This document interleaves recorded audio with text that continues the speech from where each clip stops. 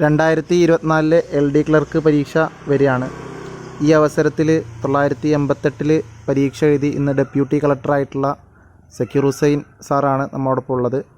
അദ്ദേഹത്തിനോട് അദ്ദേഹത്തിൻ്റെ അനുഭവങ്ങളും സർവീസ് സ്റ്റോറിയും എങ്ങനെയാണ് LD ക്ലർക്കായി ജോയിൻ ചെയ്ത് ഡെപ്യൂട്ടി കളക്ടറായി എന്നതിൻ്റെ ഒരു സക്സസ് സ്റ്റോറിയാണ് നമ്മളിന്ന് നമ്മോട് അദ്ദേഹം പങ്കുവെക്കുന്നത്. സ്വാഗതം.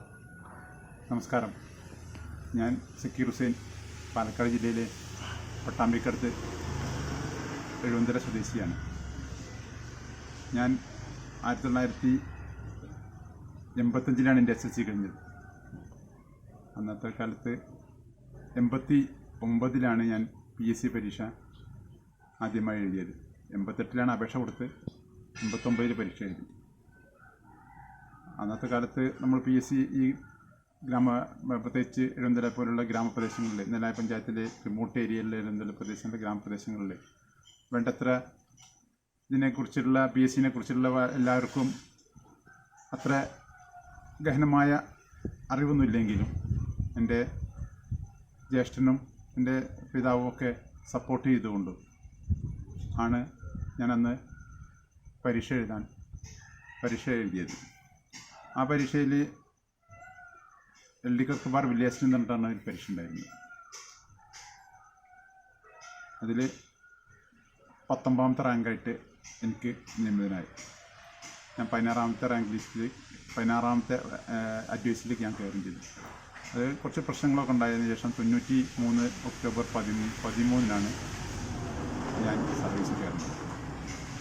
നീണ്ട കാലഘട്ടത്തിൽ LD ക്ലർക്കായി, ദെൻ വില്ലേജ് അസിസ്റ്റൻ്റായി, വില്ലേജ് ഓഫീസറായി, ദെൻ ഡെപ്യൂട്ടി തഹസിൽദാരായി, ഇപ്പോൾ ഡെപ്യൂട്ടി കളക്ടറായിട്ട് മലപ്പുറം ജില്ലയിൽ വർക്ക് ചെയ്യുകയാണ്.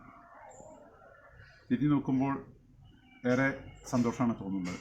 ഇത്ര കാലം യാതൊരുവിധ ഡിസിപ്ലിനറി ആക്ഷനിലും ഒന്നും എന്നെ സംബന്ധിച്ചോളം ഉണ്ടായിട്ടില്ല. പുതിയതായിട്ട് എഴുതാൻ കഴിയുന്ന LD ക്ലർക്ക് പരീക്ഷ എഴുതാവുന്നവരോട് പറയാനുള്ളത്, വളരെ നല്ലൊരു പ്രൊഫഷണലാണ് പ്രത്യേകിച്ച് റവന്യൂ ഡിപ്പാർട്ട്മെൻറ്റ് LD ക്ലർക്കായി കിട്ടുക എന്നാണ് പറഞ്ഞത്. വളരെ ജീവിതത്തിൽ വളരെ മാറ്റം സംഭവിക്കുന്നതും വളരെ റെസ്പെക്റ്റീവ് പോസ്റ്റിലാണ് ഞങ്ങൾ ഓരോ ഓഫീസിലും ഇരിക്കാറുള്ളത്. പ്രത്യേകിച്ച് എൻ്റെ നാട്ടിലെ പ്രദേശം നെല്ലായിലും പുലിക്കല്ലൂർ, ഓങ്ങല്ലൂർ, കരിമ്പുഴ എന്നീ പ്രദേശങ്ങളിൽ വില്ലേജ് ഓഫീസറായിട്ട് സേവനം ചെയ്യുമ്പോഴൊക്കെ അതിൽ നാട്ടുകാരിൽ നിന്നൊക്കെ വളരെയധികം ബഹുമാനത്തോടു കൂടിയിട്ടാണ് എന്നെ നോക്കാറുള്ളത്. എനിക്ക് ഏറ്റവും കൂടുതൽ പട്ടയം ലഭ്യമാക്കിയതിന് വേണ്ടി മണ്ണാർക്കാട് ദാസാറായിട്ടിരിക്കുമ്പോൾ ബഹുമാനപ്പെട്ട രാജ്യ മിനിസ്റ്റർ വയ്ക്കുന്നത് എനിക്ക് അവാർഡും ലഭ്യമായിട്ടുണ്ട്.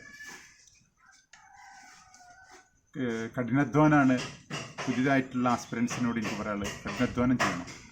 നമ്മളോട് കോമ്പറ്റീഷൻ വളരെ വിശാലമായ കോമ്പറ്റീഷനാണ്. ഇംഗ്ലീഷ്, മലയാളം, ജനറൽ നോളജ് എന്നീ വ്യത്യസ്ത തലത്തിലാണ് നമ്മുടെ പരീക്ഷാ തലം നിലനിൽക്കുന്നത്. അതുകൊണ്ട് തന്നെ ഒരു എയിമുണ്ടെങ്കിൽ, നമ്മൾ നിശ്ചയദാർഢ്യവും എയിമുണ്ടെങ്കിൽ നമ്മൾ ആറ്റിറ്റ്യൂഡ് സ്വയം നമ്മളിൽ നിന്ന് ഉണ്ടാവും. ആ ആറ്റിറ്റ്യൂഡുകൾ നമ്മളെ വിജയത്തിലേക്ക് എത്തിക്കുന്നതാണ് എനിക്ക് പുതിയതായിട്ടുള്ള ആൾക്കാരോട് പറയാനുള്ളത്. ഇത് നല്ല കഠിനാധ്വാനം ചെയ്യുക. തീർച്ചയായും നിങ്ങൾ നല്ല റെസ്പെക്റ്റീവ് പോസ്റ്റിൽ തന്നെ വരും. വലുതിനെ ആഗ്രഹിക്കുക. ഡെപ്യൂട്ടി KS ഉണ്ട്, IAS ഉണ്ട്, അതിനൊക്കെ വലുതിനെ ആഗ്രഹിക്കുക. അപ്പോഴും നമ്മുടെ ചെറുതാണെങ്കിലും വേണ്ടില്ല, അത് നമ്മളെ ജീവിതത്തിൽ മാറ്റം തിരുത്തലുകൾ വിധേയാക്കുമെന്നാണ് എനിക്ക് പറയാനുള്ളത്. നന്നായിട്ട് കഠിനാധ്വാനം ചെയ്ത് നല്ല LD ക്ലർക്കിൻ്റെയും മറ്റുള്ള കോമ്പറ്റേറ്റീവ് പരീക്ഷയുടെയും ഉന്നത റാങ്ക് വരാൻ വേണ്ടിയിട്ട് എല്ലാവരെയും പരിശ്രമിക്കുക.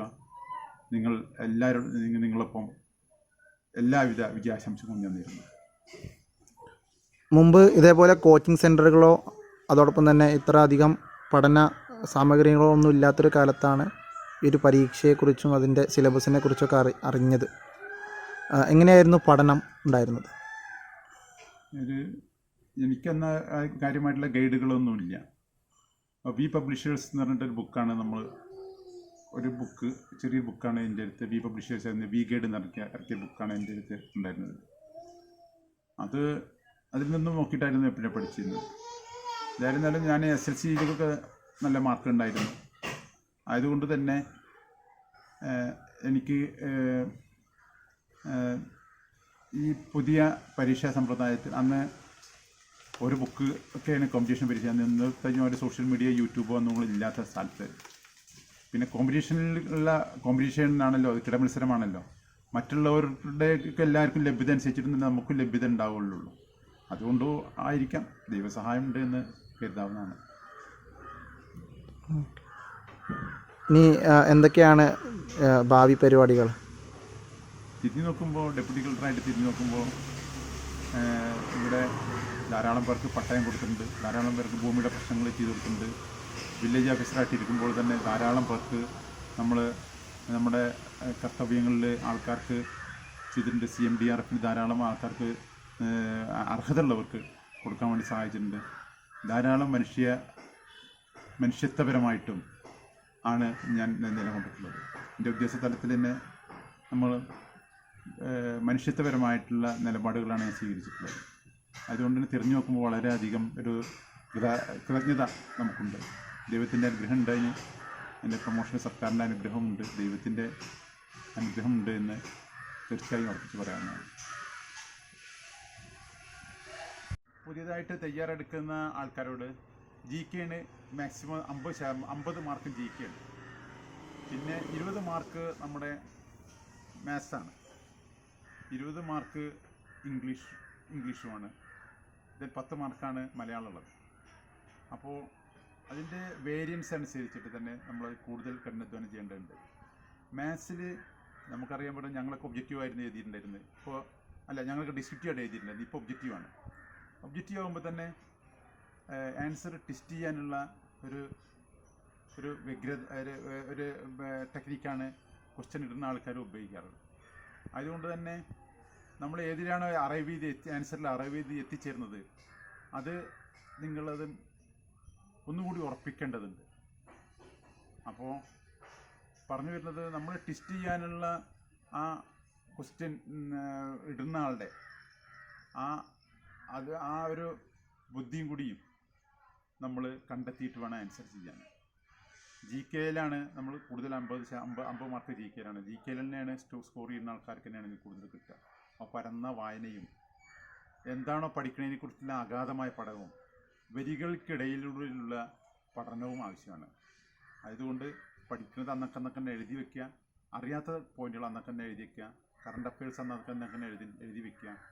അതാണ് ഇതിൽ കൂടുതൽ പറയാനുള്ളത്.